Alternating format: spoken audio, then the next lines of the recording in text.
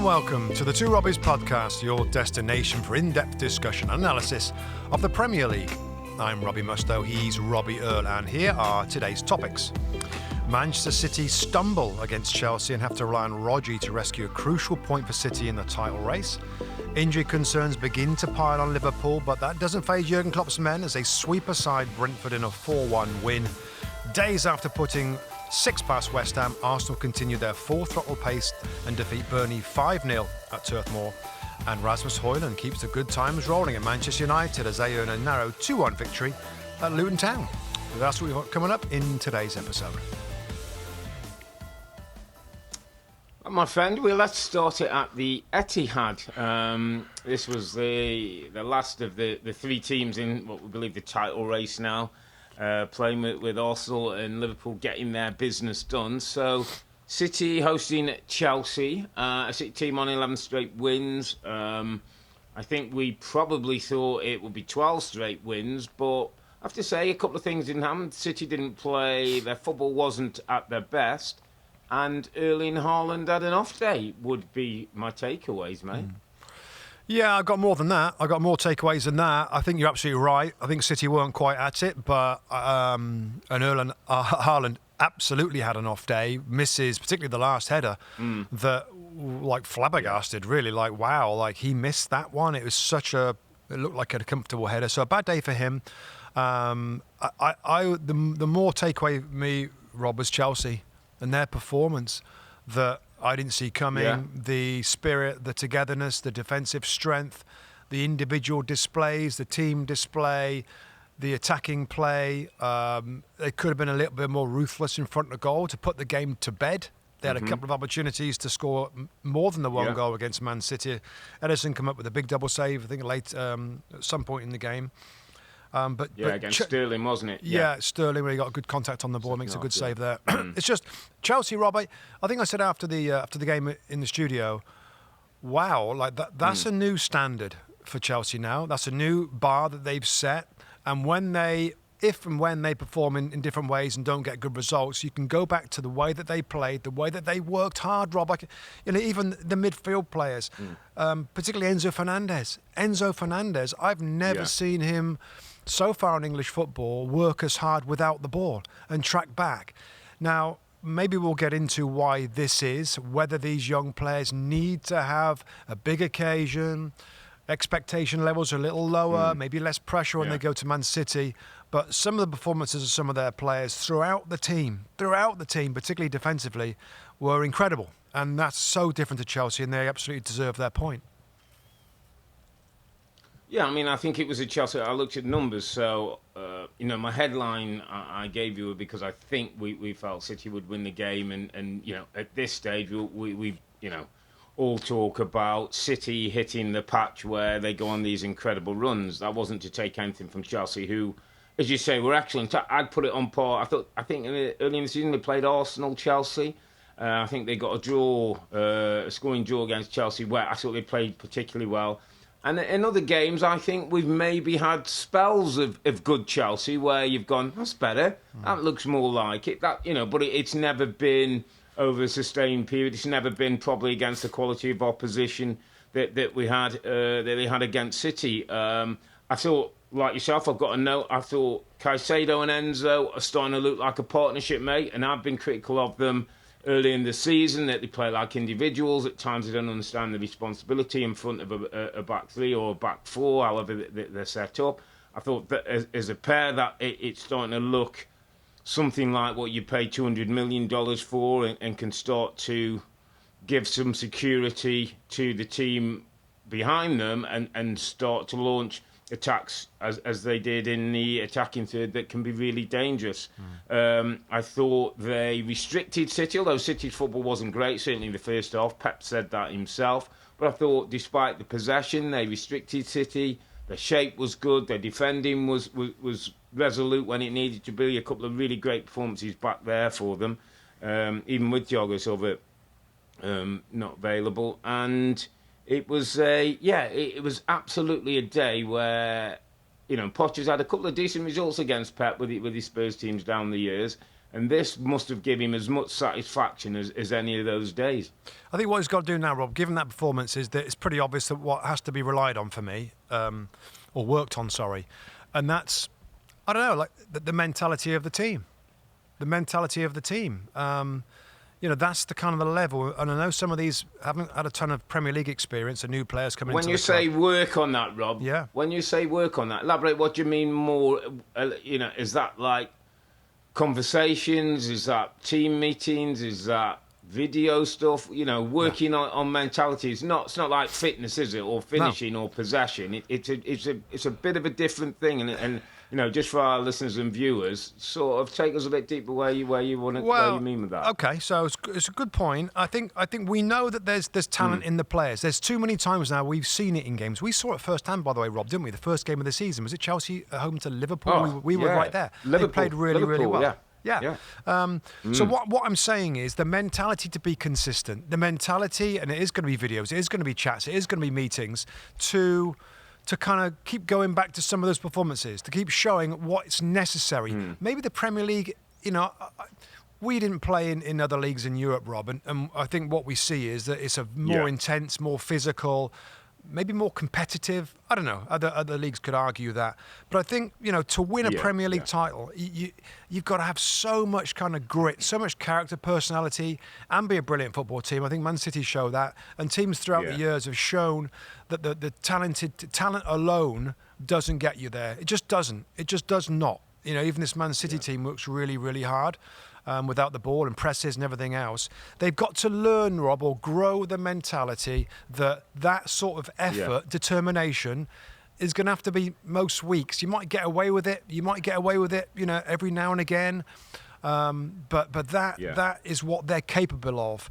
And just in terms of individuals, right? And Levi Colwill is a player that I've watched closely at Brighton on loan last year.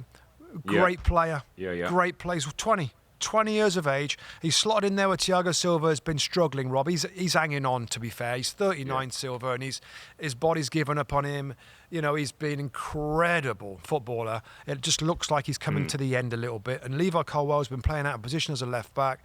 Is a fantastic centre back. Thought he was brilliant, along with Axel Disasi, by the way, who played a game like, wow. Who is this guy? Nodded things away, was brave, he blocked, intercepted. He was incredible. And I'm going to go on to my underappreciated performer.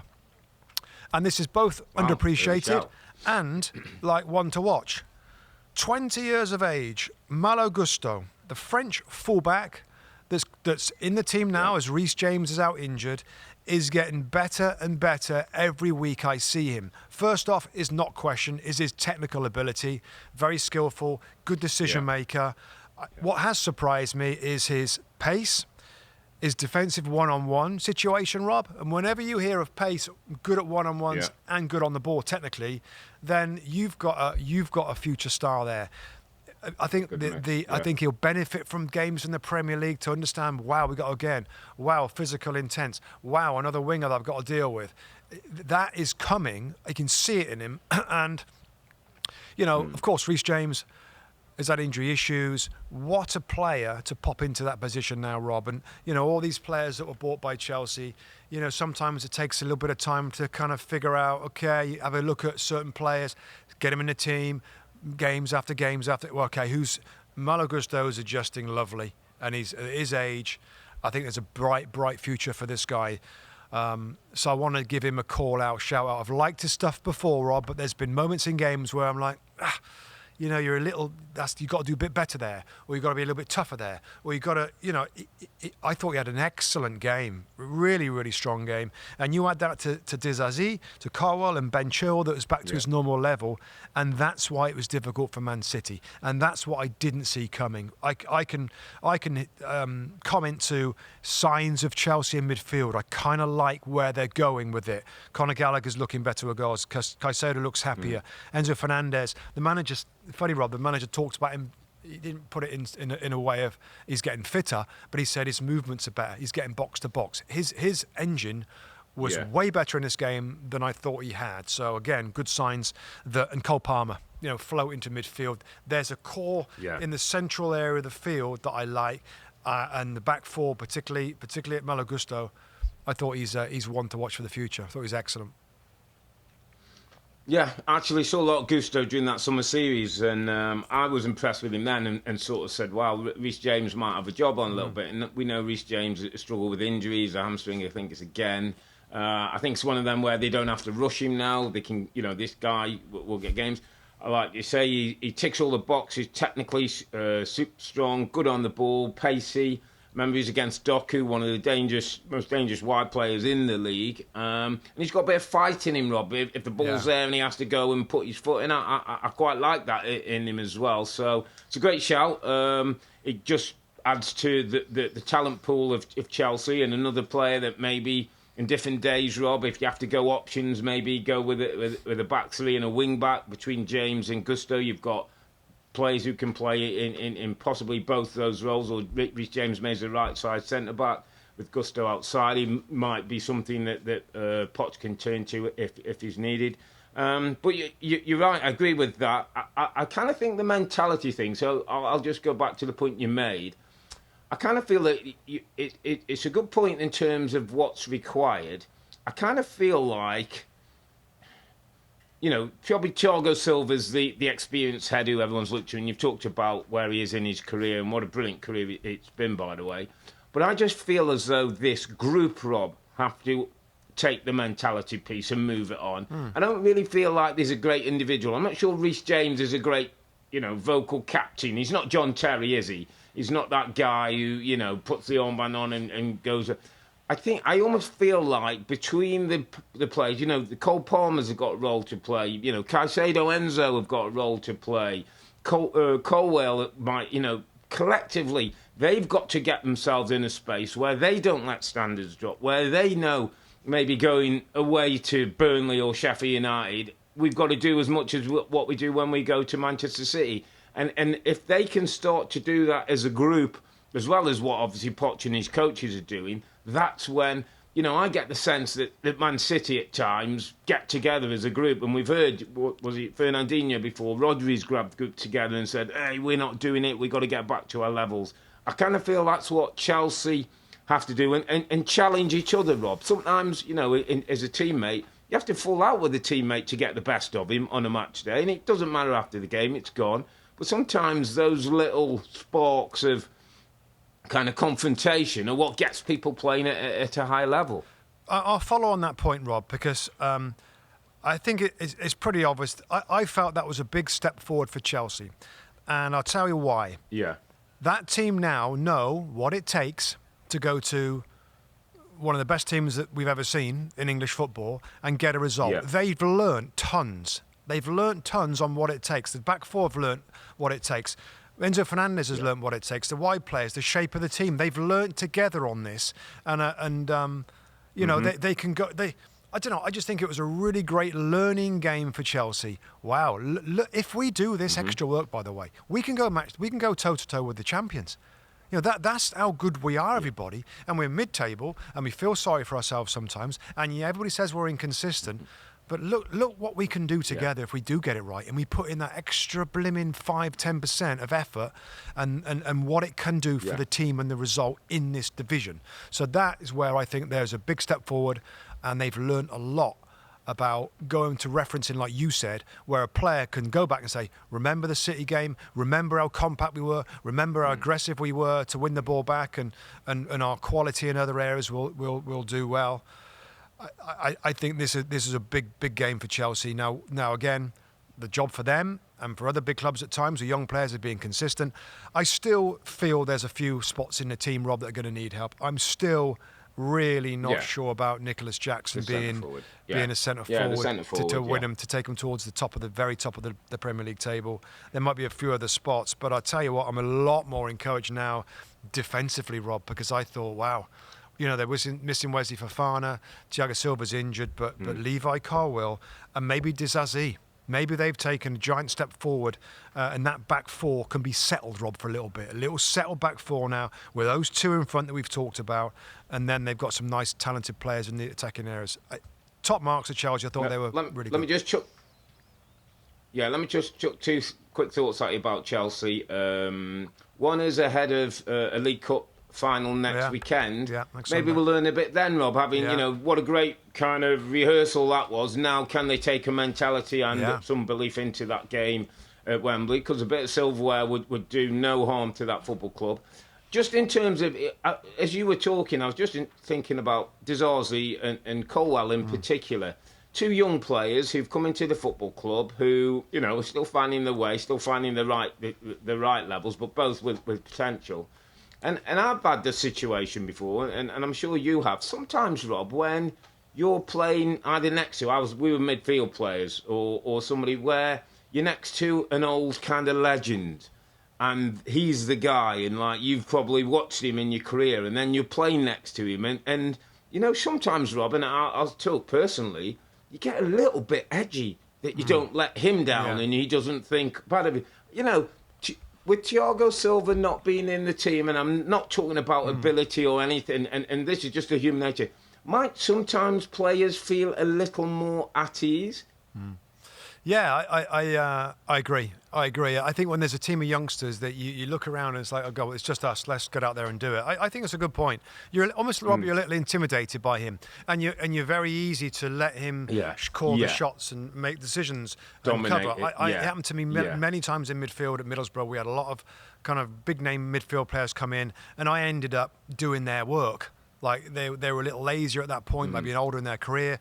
I kind of swept up after them. I did a lot of their work they didn't want to do. And when I played at my most enjoyable time as a midfield player, actually, Rob, was playing in midfield in the Premier League alongside a young a Borough lad called Jamie Pollock. And we were both kind of, I think I was mid-20s. He was like a few years younger than me. And we loved the challenge of going up against these Premier League sides with these big-time midfield players. And we just gave it everything. And I loved playing with him, maybe more so than some of the stars I played with. I played with Paul Gascoigne and Paul Ince and Andy Townsend and Emerson and Juninho and all these guys that were huge reputations. So I think it's a good point. And maybe, time is to move on. And it's Colwell's time now, and it's Disasi's time now, and it's Gusto's time now, and other players to be those legends and to get the confidence in that. Before we move on, Robbie, I've got to talk the champions. And let's talk. It was a bit City, No, you go ahead. No, not a great day. I mean, I think it's 70% possession, so as much possession, but certainly first off didn't, create too many chances. Again, let's talk about an off day for the big man up front. So we had 9 shots in the game, Rob, an XG of 1.71 in this game alone, Earle and Hojlund. So I don't know, is it a case of, listen, even the champions can have off days. Even this great goal scorer, 36 Premier League goals last season, can have an off day. Might that be what gives, if this is Jesus having an off day, we say, oh, that's why Arsenal can't win the title.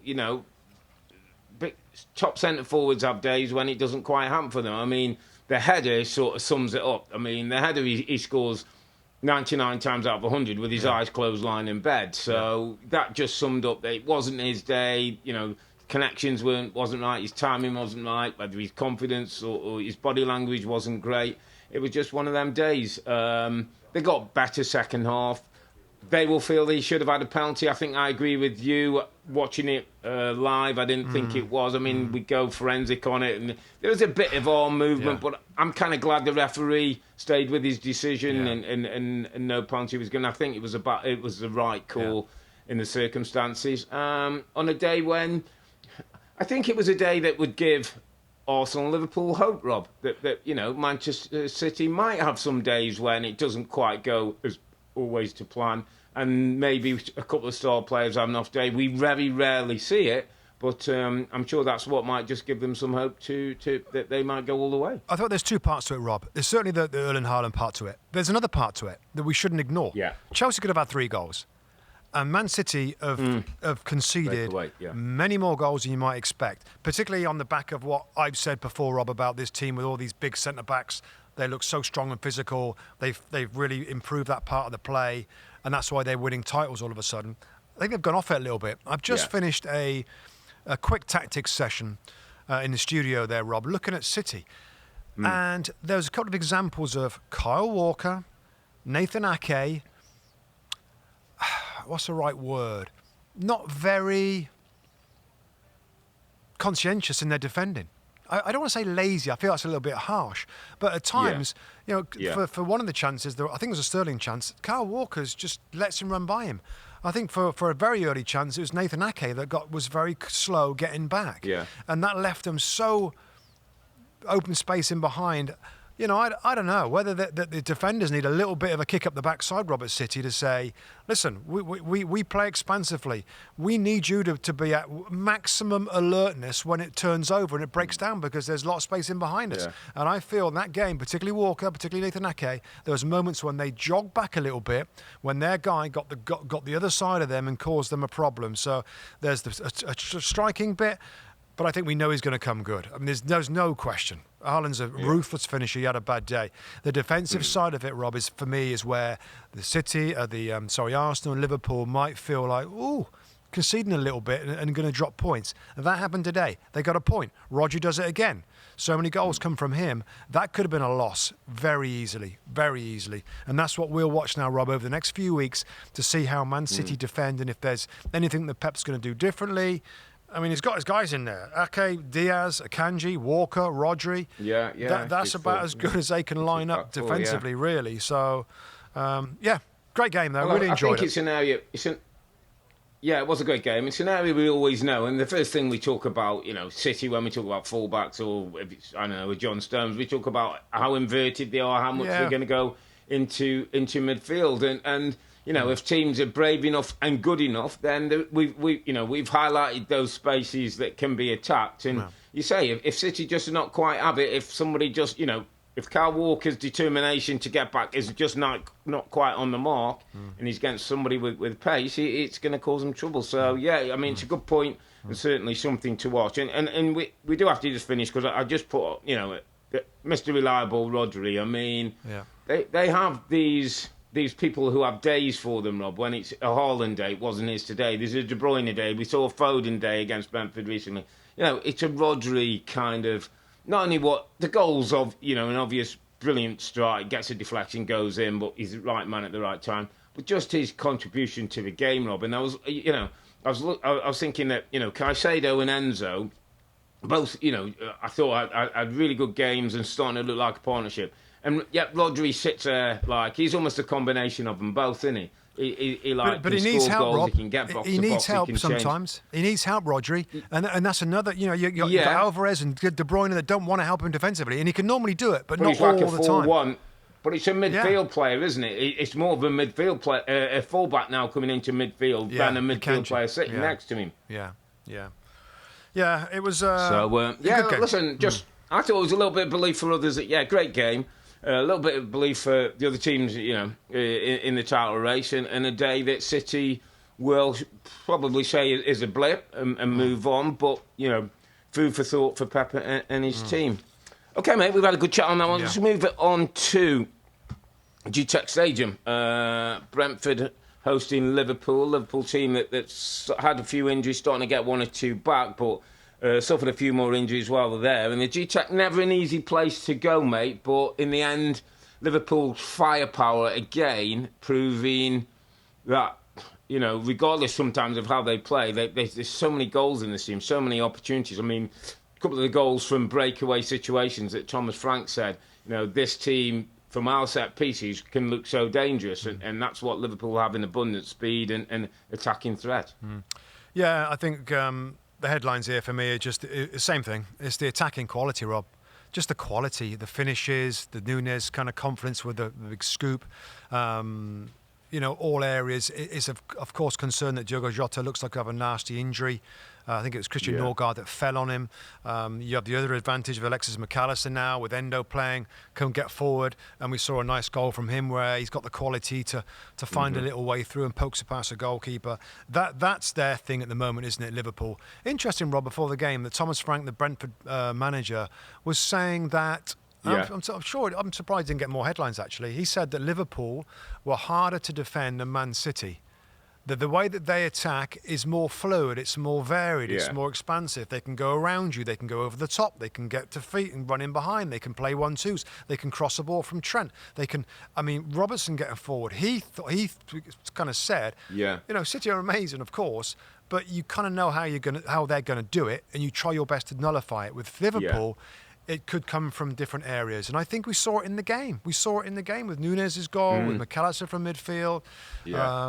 You know, Cody Gakpo, they come off the bench and score a goal. So Gakpo, that's where Liverpool right now are looking so strong and so varied. And when they bought Gakpo and Jota came in and Nunez and Luis Diaz, it was like, wow, that's a lot of great talent there going forward. Defensively, you know, I'm a lover of Colin Bradley back into the side. Robbie was back in. Trent Alexander-Arnold's out injured. Yeah, he's pop playing. Konate, I think, was in for Kwanzaa basically because of Ivan Toney, the physicality that Konate can bring, the experience that he can bring, helped with Ivan Toney, who still got his goal. But it was a impressive, strong Liverpool outing against a team that were ready for them. They had a strong lineup. That being said, Ethan Pinnock, Rob, was a late casualty, an injury, I think, in training. Pinnock's played every minute of every game this season in such an important part of their defensive line, and that was missed really badly. Nathan Collins had a bit of a nightmare. He got done by Mo Salah, remember? I think he failed to clear another ball. So that defensively, they were very much weakened with Ethan Pinnock.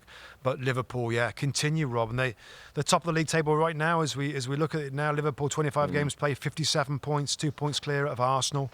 And even if City win their game in hand, they will be 2 points clear of, no, actually 1 point clear of them if they win that to go to 56. 1 point, Liverpool, Rob, you know, Liverpool fans will be thinking we've got a real chance, particularly after the Man City result that came later in the day, that they can win another Premier League title. Yeah, and you know, I saw some headlines in it. It's like, you know, they're calling it Jurgen Klopp's last dance, you know, in line with the Michael Jordan, and that, you know, it's still got legs in this team. 59 goals, Rob, top scorers in the league, tells you the threat that maybe Thomas Frank is talking about, and it comes from different ways. And you know, if Endo does hold and McAllister, you know, is allowed to play more as an 8 and get forward, you know, we've seen at Brighton that he can add another dimension. Lovely, clever feet, isn't he? You know, nice. You know, as I was watching it, I wrote a note down on the thing, and I wouldn't to say he's the same, but he's got a bit of the Paul Scholes about him round the box. You know, those neat and tidy give and goes and turning balls round the corner and, you know, hard to pick up, which, as I say, would absolutely give Liverpool another dimension. I think in the past we've always thought, has there been enough goals from a Liverpool midfield? We know the front guys can always score, but going back to the Mane, Salah and Firmino days, it was like, where were other goals going to come? Well, don't think that's as big an issue now. The injuries are a little bit of a worry, although they are getting people back, and people have come in, as you say. Conor Bradley is a great example of somebody who's coming in and making the most of the situation at the moment. And I just want to have another quick line on Darwin Núñez, mate, because he's almost become like, you know, the guy all the opposition fans have a go at. You know, it's a bit like, he bobbles one, he scuffs one, he does that. I thought it was a beautiful goal that he took, mate. I thought it was a really lovely technical goal that he put over the goalkeeper with no threat. And I just was looking at his numbers, like 6 goals, 4 assists in his last 11 appearances for Liverpool. And a stat bit sort of stuck with me, mate, that I thought, you know what, sometimes this guy doesn't get the credit. So the last time that he played in a Liverpool starting 11 and lost was last March against Real Madrid. So the basic line is, when this guy starts, despite all what he misses and the woodworks and the scuffs and this, he plays in winning teams, and generally the teams win, and whether he's getting the benefit or teammates are getting the benefit. I think as Salah's coming back, I think Darwin Núñez could have a really important role for Liverpool in all competitions, but not least the Premier League. Because if he can keep his form and his threat at the top end of the pitch, Liverpool can have a great chance of pushing City all the way. Let me give you this one. So, Michael Owen, former Liverpool striker, England striker, legend. Made a very interesting social media post. And it said, I'm paraphrasing here, of course, that it was a magnificent finish, but the wrong decision from Darwin Núñez. In that situation, if you're a striker, there is a better percentage chance that you can score in a different way. He went the highest tariff way, the hardest finish, running at pace, ball running away from you to try and scoop it. Now, he pulled it off brilliantly. Michael Owen's point is that in that moment, you're better slotting it. You're better going around a goalkeeper. If you had 100 of those, you'd be doing better in that regard. Now, I'm not telling Michael Owen how to finish goals. I think it's a very interesting observation, very interesting post. It's a great interpretation. And he's probably got a point. But when you score, it doesn't really matter. I guess his point is, if he tries that again... when you score, you're right. Yeah. If you score, you're right. But over a number of chances... And I hear him. Yeah. My counterpoint, I think it's a really, really interesting point for someone like Michael Owen. I totally get it, because I would say, which way am I going to score more often than not? But maybe he's feeling... You have to go with your feeling, and maybe on 8 or 9 of the occasions I slot. But you know what? Today I'm feeling good. I'm playing against the keeper, and I'm going over him. I don't know. Listen, it's an interesting point, and it'll always be the debate with Darwin Núñez. When he scores, people can not criticise, but find a way to look at it. You know what I mean? He scores a beautiful goal, and we're saying, well, if Mbappe scores that or Messi, we say, oh, what a brilliant finish. But let's wait till he fluffs up one of those, Rob, before we have a go in a minute. Let's wait till he fluffs up one of those chances, and then say what he should have done. Puts one in row Z. But I'm fighting the Darwin Núñez. I've signed up to the fan club. Darwin Núñez is let's leave him alone. Let him do his thing. Let him scuff. Let him miss. Let him hit the post. But let him score when he scores, and let him try and lead Liverpool to a title. So, great result for Liverpool. And again, they, their rehearsal for the League Cup final against Chelsea next week. Possibly the first of 4 pieces of silverware available to Jurgen Klopp and his team. For sure, they'll be taking that one serious and wanting to get the first piece of silverware in the bag. All right, next game, Robbie Earle, is Burnley 0, Arsenal 5. Goals from Martin Odegaard, a penalty from Bukayo Saka, then a Trossard goal, then a Havertz goal. Was there another Saka goal? There's a Saka goal in the 47th minute as well. Two Sakas goal, one penalty and one nice finish. Arsenal, are they about as flipping in a purple patch, or about as confident, about as ruthless, about as good as they can be at the moment? Purring, mate. Absolutely purring.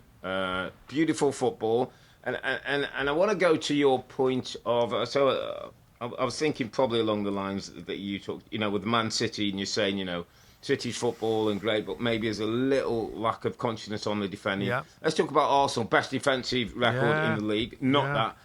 I'm putting this line out, Mustoe, in terms of Arsenal. The most controlling football in the Premier League, in terms of when they have it, what they do, and how they get the goals and get into the attacking third. But how they stop the opposition getting looks at their goals is incredible. If you look at their numbers, their shots on target against, the XG against kind of number, it's incredible how well they do and stop the opposition, mate. And the goals are flowing. I think it's 21 goals in the last 5 Premier League games. 5 straight wins since the turn of the year. I was watching this game and I had a flashback of and I don't know, probably 2 of my faves of the Premier League era. The Sean Dyche Burnley and the Arsene Wenger Arsenal. And it was like Sean Dyche used to beat them up, didn't they? They used to go to Turf Moor and they used to beat up Arsenal. And I'm looking at Mikel Arteta's Arsenal. I know it's Vincent Kompany's Burnley now, but one, nobody beats them up, mate, physically. They don't get beaten up anymore. 2, their football is so good that they were on another planet to this Burnley team who want to play football. And 3, it feels like there's a more maturity to this group. There's an understanding. The goals are coming from different sources that we've talked about. That's going to be so important because they haven't got the Haaland, they haven't got the 20-goal a season striker. That, you know what, purring right now is important, but maintaining, their form through now to the end of the season is going to be the key to it. And if they can keep anything like the belief and confidence, mate, they've got to have a chance. I think we've got a fantastic title race, Rob. And I know we've said this before, and we have 3 really good sides that are. I know it was a little bit of an off day for City, but are really in great form. Not a ton of injuries on each of these clubs. Yeah. Wherever you look, you can make an argument for City, you can make an argument for Liverpool, you can absolutely make an argument for Arsenal. William Saliba, Declan Rice, Gabriel. If you want a triangle of strength, it's right there. The goalkeeper's more comfortable now. You've got the set pieces from Gabriel. He's got 4 Premier League goals. We know they've got 16 goals in set pieces, more than anybody else in the Premier League. We know that Kai Havertz is starting to be more influential. Scored a really nice goal. Rob comes inside. Go on, Kai. Yeah, he comes inside, little nutmeg, and scored from that midfield position, making his forward runs looking happier going forward, but also more giving without the ball. I think we've seen that the last couple of games. His work ethic, all of a sudden, like, wow, he's got a great engine. We're seeing it. That's that's handy. That's useful to have if it isn't going to be a goal scoring day, that you add other things as well. Wide players who look like they're in form again. Saka's got 10 Premier League goals now, hasn't he? More than that, 12 Premier League goals now, isn't it? More 12 Premier League goals. Martinez looking confident. Trossard, I love him. Gets his goal. I always think it's important for him to get goals, Rob, when he can, because he's quite an easy player to bring out. Let's go for Jesus. Let's go for maybe Nketiah. I think he's starting to make the position his own. And I'm pretty sure I said this last year, that Trossard should have stayed in the team when he had a little run. He did well. He came out again. Jesus was fit again, played in the side. And it kind of fell away a little bit. So I really hope Trossard starts as that false 9. He's absolutely the best at Arsenal at doing it. One of the best in the league at doing it, Rob, in terms of linking play, but also being effective in scoring and creating as well. So, Arsenal right now are a good scoring. His numbers are good, aren't they? Yeah. Trossard's numbers are good. 7 goals, 1 assist as well. Second top to Saka, and then like the Havertz. You've got Havertz, you've got Martinelli, you've got Odegaard on 5. So the numbers are starting to come together, All Rob. of them. And enough of them. Just a little point as well. The Havertz goal, and it's something that I read a few weeks ago, and it's just come back to me and starting to be something. Have a look how many times or from how many throw-ins that Arsenal either have shot a goal or score. It's another part of, and I don't know if it's a set-piece guy again, but the Havertz goal comes from a throw-in. And it's worked. And you have a look, go back on goals for Arsenal in recent times. Set pieces and throw-ins play a big part in, the meticulous way that Mikel Arteta and his staff are trying to help this team to get over the line. So I totally agree. I think we have got a race. My lines were, I think, Arsenal are the most controlling in their football, the way they play and the way that they stop the opposition. Liverpool, I would say, the most dangerous. Man City have the most sort of tactical options, I would say. Maybe against Thomas Frank. I think City can put you in a vice and not let you out. But that was my how I look at the top 3 and how I look at Arsenal. In good nick right now. They've got a Champions League game against Porto midweek, mate. FC Porto away, and then they're at home to Newcastle next Saturday. So, 2 games that are of importance, and obviously we'll have to see what team he picked. Does he look to rotate at all midweek, and then bring some players back into the team for the Premier League? Is there any kind of priority? But a couple of important games. But get the sense. Celebration police weren't saying too much this weekend after a 5-0 win, which I'm like, as I've said before, knock yourself out, Arsenal. Keep scoring goals, keep celebrating, keep doing what you're doing, because it just looks like there's a really good feel around the football club at the moment. Yeah, and just before we move on, Rob, I think the Champions League point is a good one. They want to progress. The whole mixing of the squad. They make changes, they're not making changes. It's hard to travel in that level of competition now, Arsenal, and still win games in the Premier League. That's what City have done really, really well. Liverpool are in the Europa League, and there's a lower priority when it comes to winning a Premier League title as Jurgen Klopp bows out.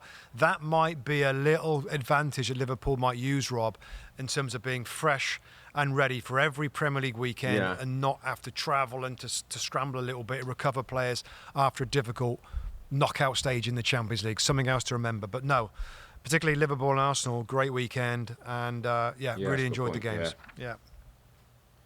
Just quick line on Burnley, mate, because I just felt like this was Vincent Kompany after just said we didn't compete in any area. 3 wins all season, 13 points, pretty much guaranteed to be headed back to the Championship. We've talked about before that, we believe in what Vincent's doing, the ownership group. Hopefully can keep most players together. They can come again, they'll play a style and come up better knowledge. But from now to the end of the season, I thought this weekend, it was the first time I saw Burnley not competitive. And I've said that about Sheffield United. It's almost like there's two teams now who are not competitive. That's not a good look for this team and Vincent. Yeah, listen, I think it's a valid argument when you see them get pasted 5-0 at home, Rob, with the style and the criticism that's going to come in.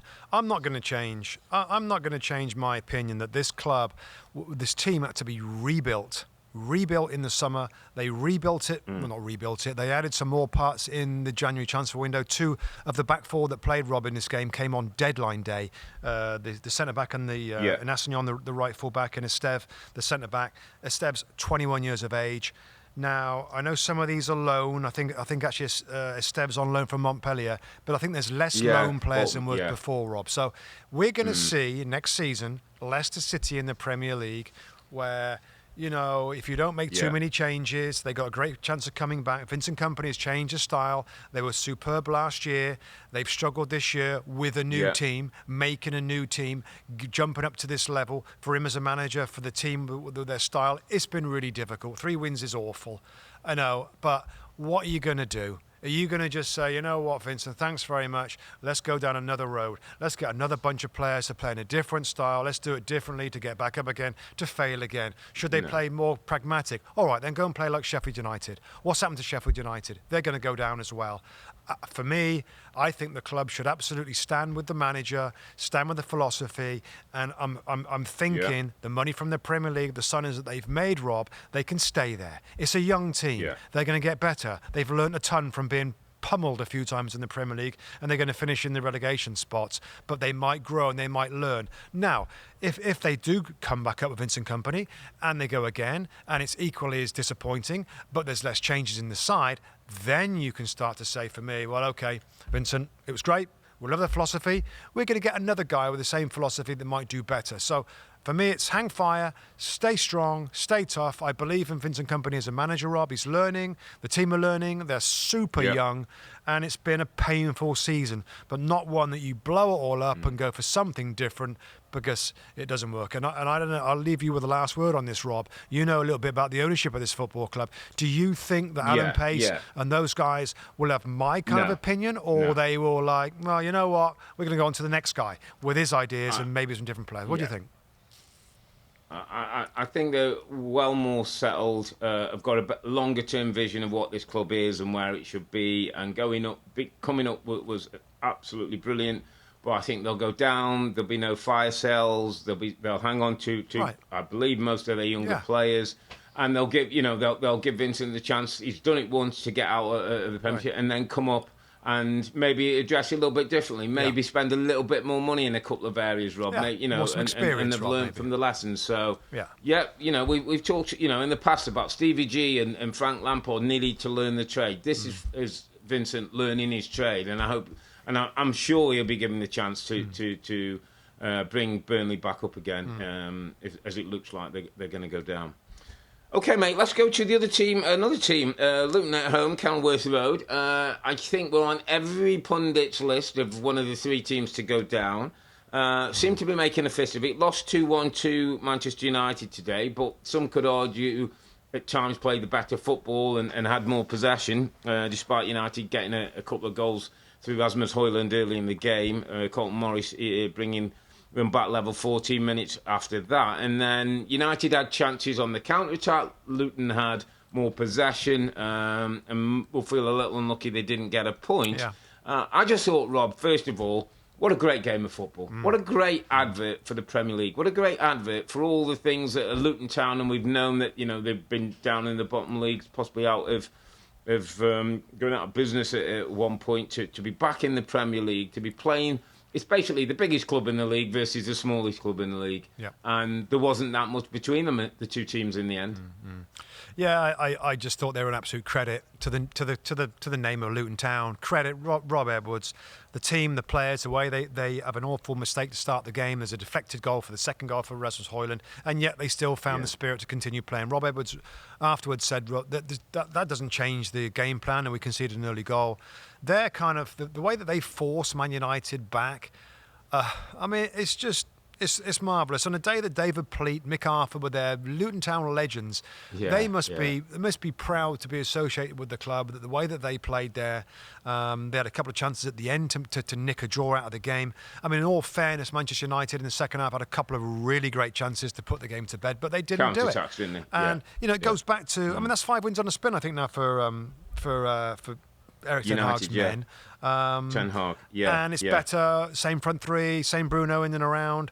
I mean, Casemiro struggled with the pace of the game. I think a few of the players were surprised at how difficult it was to go to Kenilworth Road against Luton Town. And I said at half-time, Rob, of course, we get out there, we have like 30 seconds to say something about the game. And my biggest, when I looked at the game, I'm still thinking, and I want your take on this, Rob, because maybe I was being unfair on Man United, where I'm like, that don't look right. Man United scored 2 goals early.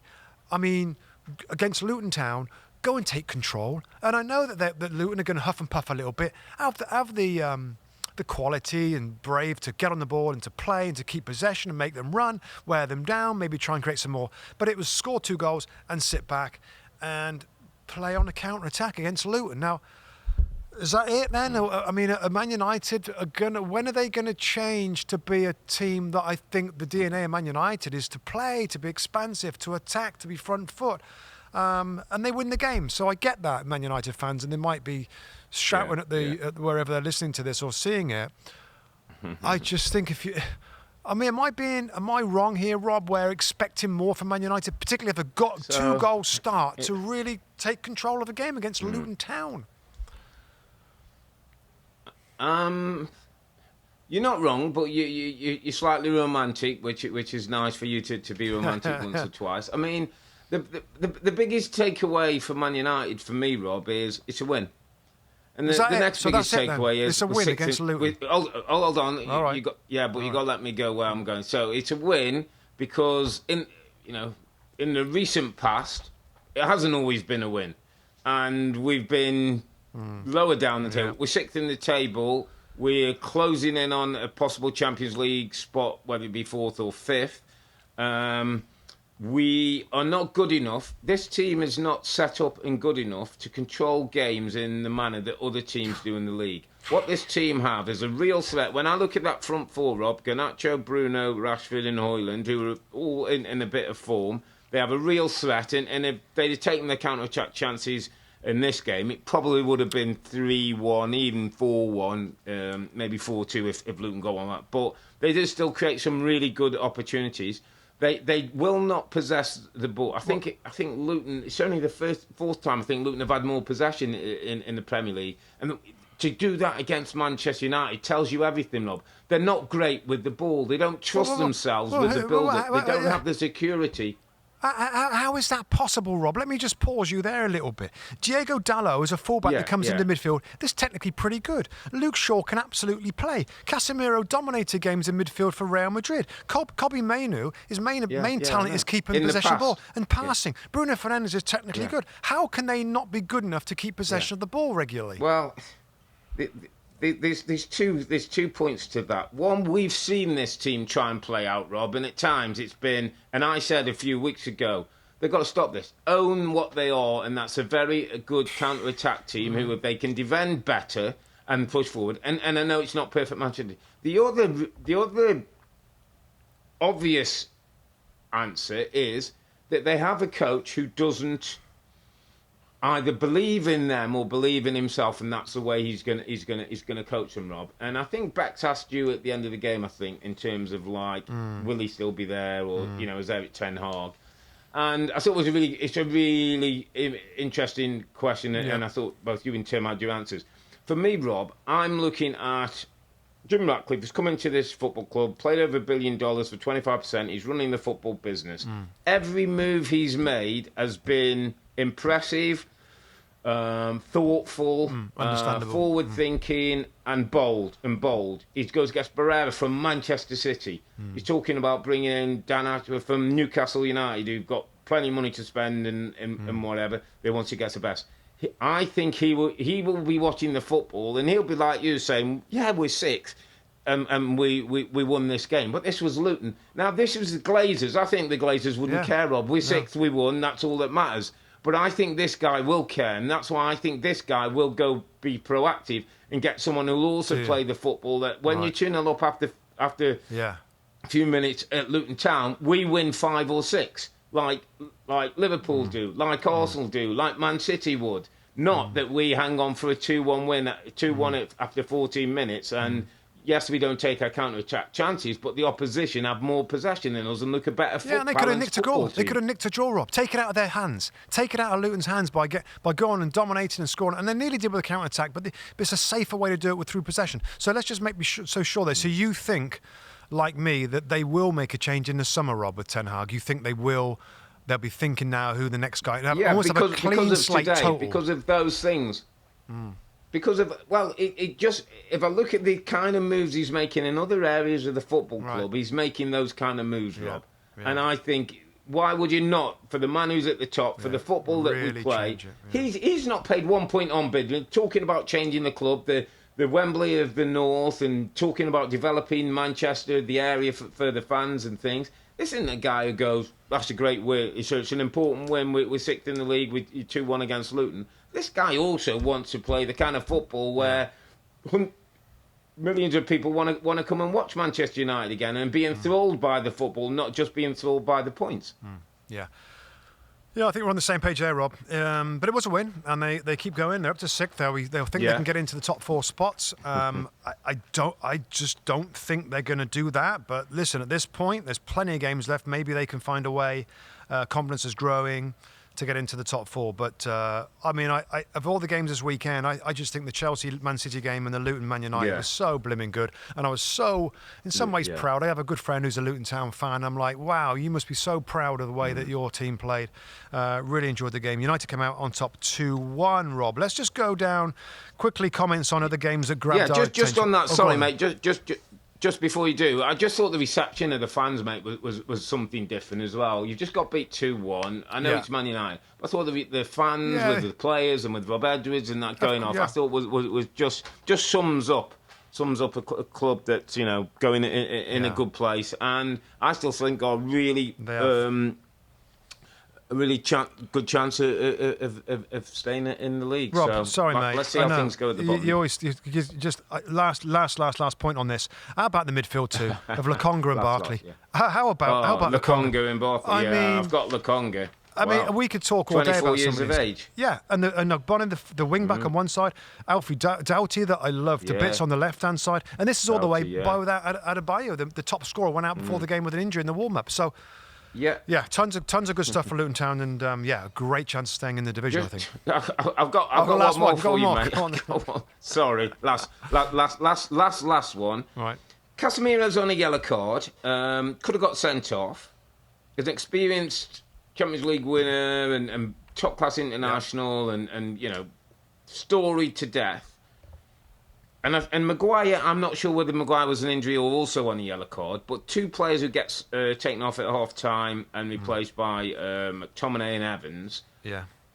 Are we in a position where now you can't trust Casemiro for 45 minutes against Luton Town to not get things? Yeah, Maino gets a yellow card in the second half, and he stays on the pitch and manages to do. And Harry Maguire. Oh, is that where we are now? I don't know, mate. You're on a yellow, you've got to come off. I'm with you. I was slightly taken aback by that. Like, I'm an experienced international footballer who's won things all over the world. Okay, I've just not got to go to ground and make sure I don't do anything silly. Yeah, it can't be trusted. We've all been in that position. Yeah, it can't be trusted. I mean, the only thing I think, Rob, that maybe the game was a little quick. The game was a little quick from in midfield. Barker's got great feet.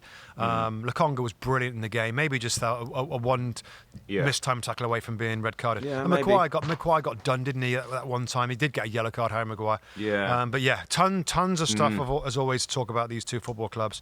We should move it on, my friend. Let's move it on to just other results, mate. Let's move on. Yeah. Just go around the grounds Okay. and let me just just go quickly. Yeah, Anything? I'll go quickly. And there's a few things I think we should touch on. I'm going to go through the results real quick. Spurs 1, Wolverhampton Wanderers 2, Sheffield United 0, Brighton 5. Something we've got to talk about in that one. Fulham 1, Villa 2. Goals from Ollie Watkins, back in form, playing great. Newcastle 2, Bournemouth 2, and Nottingham Forest 2, West Ham United. Another loss for David Moyes. Straight to the top of there, real quick.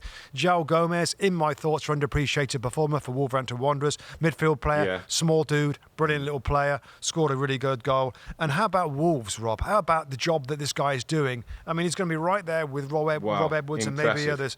And Wolverhampton Wanderers, 11th in the league table. A great win away at Tottenham. Yeah. Can't speak highly enough of Gary O'Neill. His team are well set up. They play well.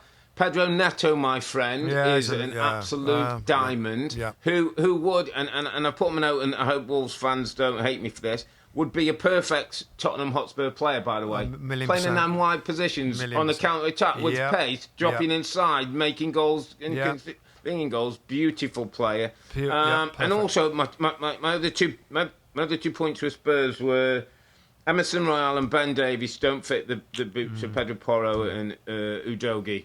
The fullbacks missing for Spurs, playing in that higher position is such a miss, Rob, to the way they play. Maddison didn't quite get his game going as he would have liked, but that was down to a lot of the organisation discipline from Wolves. So, well done, Gary O'Neill. Brilliant work he's doing at that football club. We've got to talk about... let's go to Sheffield United. Yeah, go for it. Sheffield United in Brighton. So, Chris Wilder's Sheffield United, and, he's always talking about, the steel of his team and the organisation, and, they've lost the last one, but we're still come good. I mean, the challenge by Mason Holgate on Mitoma, that to straight red, that I mean, if you could give 2 reds, Rob, I'd give him 2 reds. Yellow, and blue, Holgate, everything. Give him all the red cards as possible. Yeah, blue, all the cards possible. Mason Holgate, let me just talk to you about Mason Holgate for one reason, because I want to give you my underappreciated performer of the week after this. So Mason Holgate has become a footballing liability from a decent Premier League player. He's 27 years of age, played 126 times for Everton, played a number of positions, full-back, centre-back, left, both full-back positions for Everton, and generally was known to do a decent job. He went on loan to Southampton this season, Rob. They got rid of him, didn't want him. Went on at Southampton in the Championship. He's gone to Sheffield United. He's a liability in a game that his team just want to try and nick a point and give a bit of belief. He makes a challenge like that lets himself, his team, his teammates, and the manager down. And just like, to me, Rob, no real appreciation of the circumstances in which he's going. He's a footballer who, he'll go back to Everton. He's probably on a big contract. Maybe Everton will think, well, it's maybe time. He might get another move to a Premier League or possibly a Championship club, and that's how his career is going to go. And it irks me so much because he's 27 years of age. He's played England under 20s, under 21s, had a decent reputation, and he's letting his career flitter by. Now let me go to my underappreciated performer of the week, who plays for Brighton. He's 33 years of age. He doesn't score that many goals, actually. He's named Danny Welbeck. He started at Manchester United. He was a star youngster through the academy at Manchester United. He's played for United, Arsenal, Watford, Brighton, and Sunderland on loan in the Premier League. He continues, Rob, every week to give of his best. He's redefined himself in his role under De Zerbi, as he did under Potter. He looks like he's a great guy to have around. He's helping young players in the Brighton team that maybe in the next year or two, he's going to move on and Ferguson's going to come in and the Buonanottes and the Encisos and the Fatis and the Pedros are going to be the stars. There couldn't be a bigger opposite to Mason Holgate than Danny Welbeck, who is dragging every last ounce out of his Premier League career, and I couldn't love him any more for it. Well said, my friend. Well said. Agree with everything. It's a great shout. I mean, he's still playing. He's not underappreciated by his manager, Rob. I'll tell you that. I mean, Evan Ferguson on the bench again. Danny Welbeck seems to be the number 1 pick for him as his number 9. Not flashy.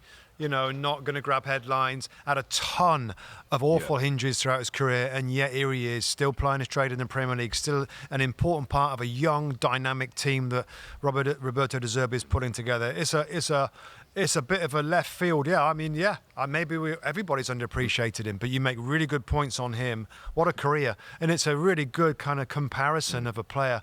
I mean, I can laugh about it now because Karen Matoma is okay, and he carried on playing. I have never seen a tackle that's right out of the 1970s, Rob, isn't it? Yeah, where you that's the old school, wasn't it? Yeah, that's Leeds United in 1973. Chopper Harris, wasn't it? And Billy Bremer and all Norman these. Bite Your Legs Hunter.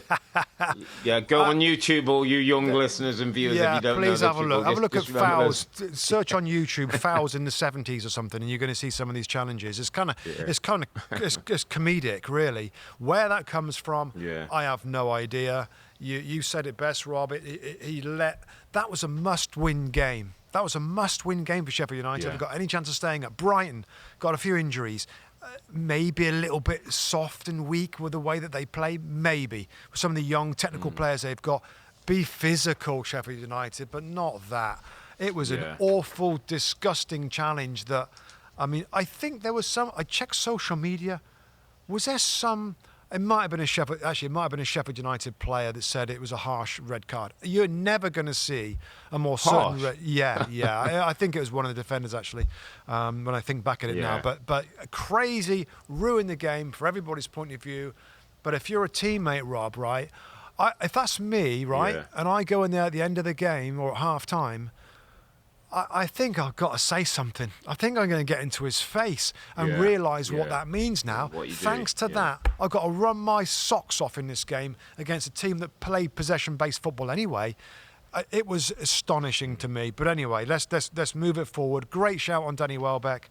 And Sheffield United now with Burnley look like it's one way now. Almost miracle time for those two clubs to try and make up at least 7 points now to stay in the division.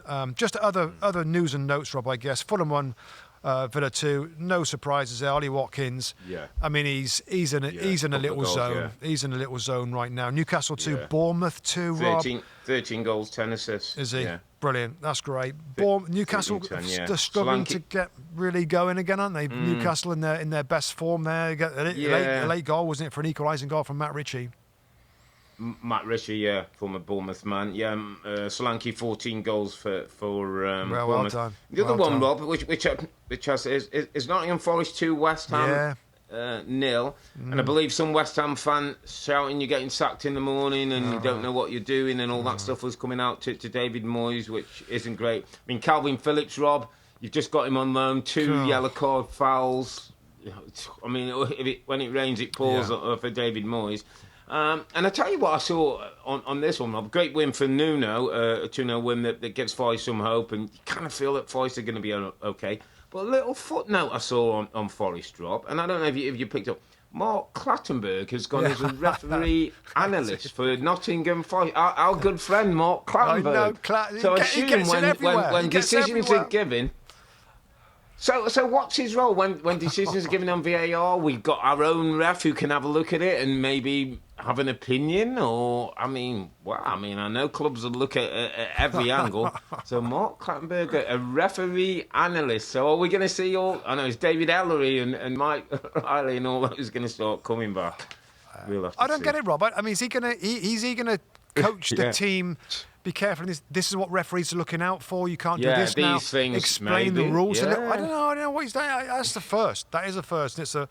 But I tell you what, mate. That's a no big surprise. win. Mark Clattenburg's a first. Oh, I know. Yeah, big win for Forest. It's a big win for Forest. Really, really big win. Yeah.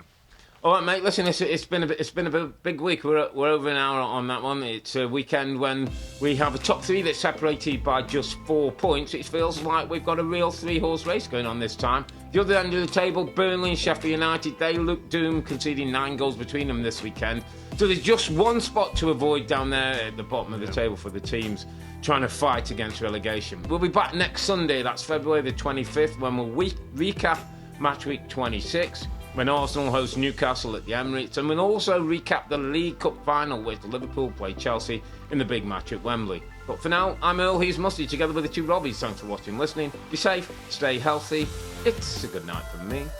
And it's good night from him. Good night. Good night.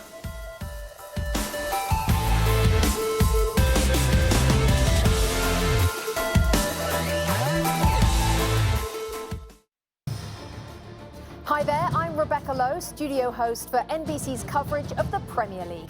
Don't forget to hit subscribe to watch more videos all season long. And for even more Premier League content, from original series to live matches, head over to Peacock. And be sure to tune in for Premier League mornings every weekend on USA Network and on Peacock. We will see you there.